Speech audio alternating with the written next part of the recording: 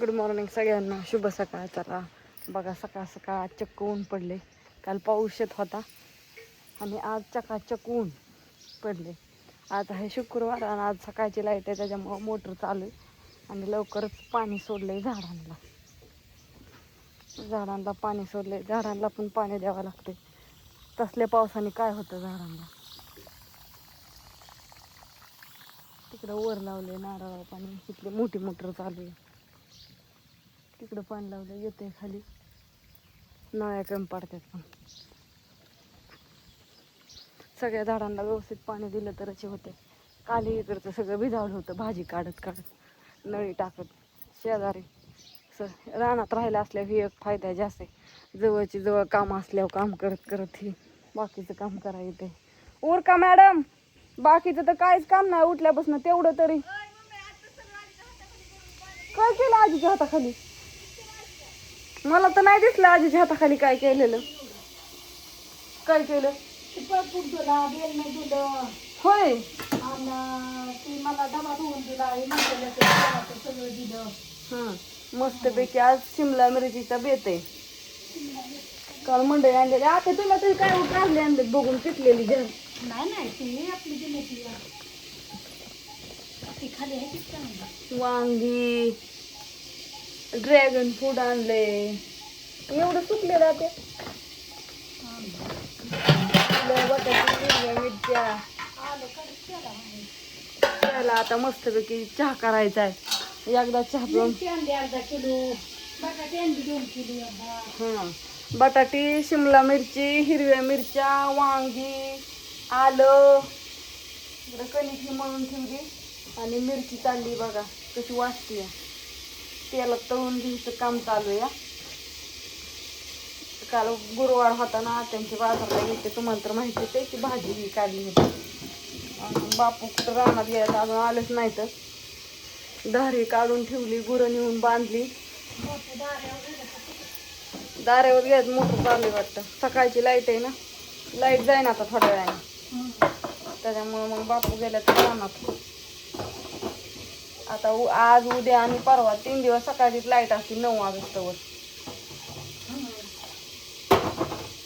पण असा मस्त चहा. चहा एकदा दोनदा प्यावाच लागतो, करमत नाही चहा नाही प्याल्यावर. काय करायचं, सवयच लागली आहे. निमकाम झालं की चहा प्यायचा आणि परत निमकाम झाल्यावर जेवायचं. आता एकदा चहा पिऊन गेल्यावर मग कपडे ही धुवायची, बाकीचं झाडून लुटून बाहेर चालून राहिलेलं. आताशी एक टप्पा झाला गुरांचा आवरून. त्याचं देव ही सकाळचं देवपूजा ही करायची असते. सकाळ सकाळी उठले की अण्णा गेला कॉलेजला. आता ज्ञानेश्वरीचं उरकल्यावर तिला जायचं शाळेत. तिचं उरकून साखर नाही काढली त्या डब्यात. होय का टाकू गुळच? मग खोकला यायला लागला त्याला गुळाच्या चहा. ती गुळच काढून ठेवायचा या, कशाला न उघड करायचंय, साखर टाकायचं.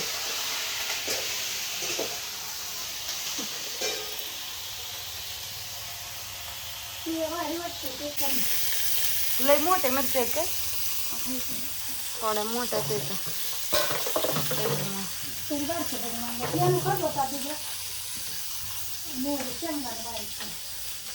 कढीपत्ता कशाला आणला एवढा तुम्ही?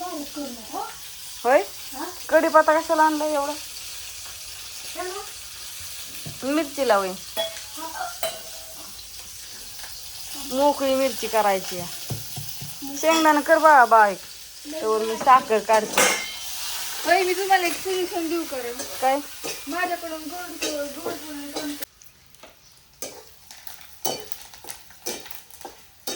मिरची अजून मस्तपैकी तळून घेतली आणि मग आता तिला फोडणी द्यायचं चालू आहे. करापत का मसाला त्या जाळी लागलाय. जाळच नाही लागला. मग आधी ती मिरची टाका की.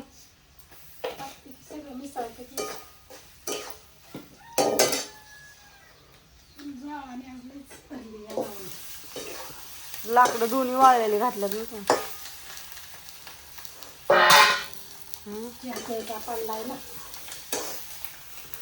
चहा प्यायचा आहे, चहा उकळलाय आता.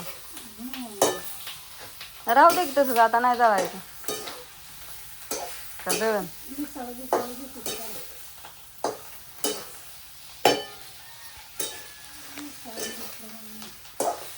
शेंगदाण्याचा कूट पण केलाय. शेंगदाण्याचा कूट जास्त असल्यावर बरं असतं आई.